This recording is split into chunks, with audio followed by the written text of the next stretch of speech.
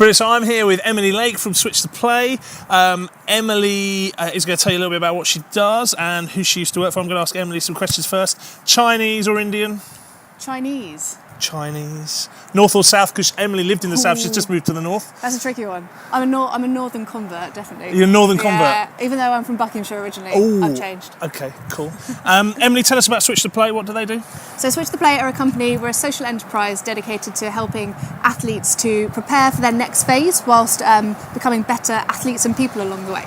So it's all about developing yourself outside and alongside your sporting development to ultimately really help you when the time does come to call it a day on your sporting career, that you've got something else to go on to and fall back on, and better people make better athletes. So it all comes back onto the pitch at the end of the day. Brilliant.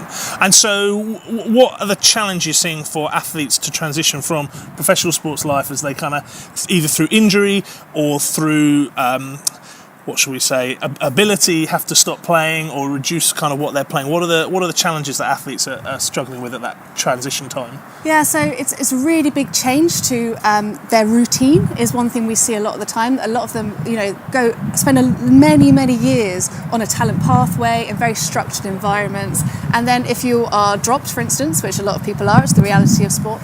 If you have a career-ending injury, it's a real shock to the system.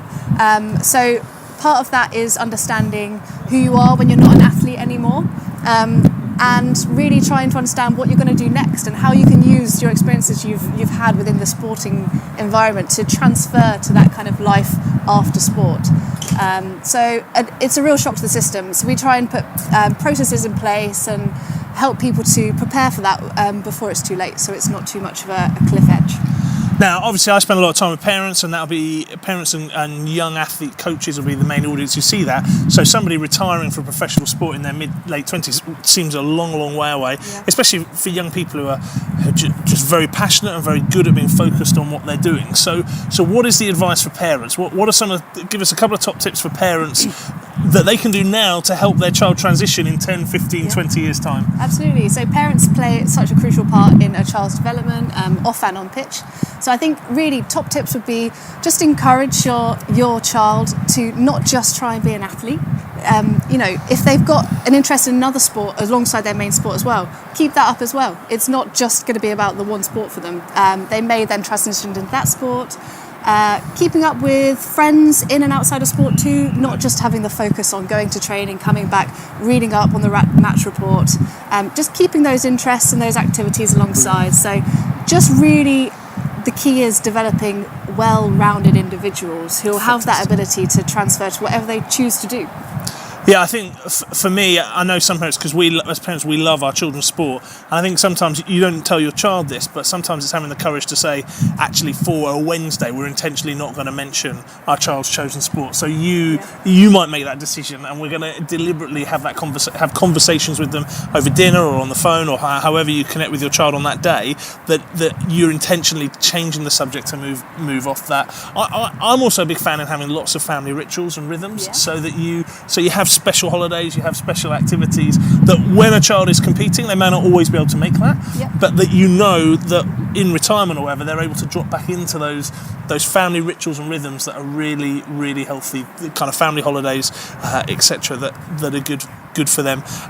Emily, when parents are talking to their kids about the future, obviously we don't spend the whole time going, well, you're going to retire someday. Yeah. So what can they be doing? What kind of conversations would help young athletes for parents to be having with them? Yeah, 100%. And it's really not about dream crushing. It's about supporting an athlete along their journey. So it's saying, we're here and we're encouraging you through your sport, but what is it you enjoy when you're not on the pitch, when you're not in the pool? What really gets you going to get up in the morning when on the days off? And just trying to have those conversations that aren't just sport focused and not just outcome focused in sport as well. Developing those character traits, those personality traits that make people fantastic people.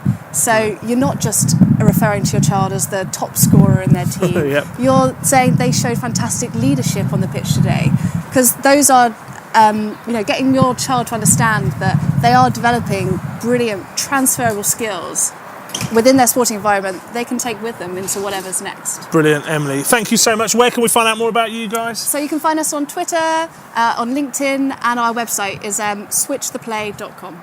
Brilliant, Emily. Thank you very much. Thank you. Star Wars, Star Trek. Star Wars. Cool.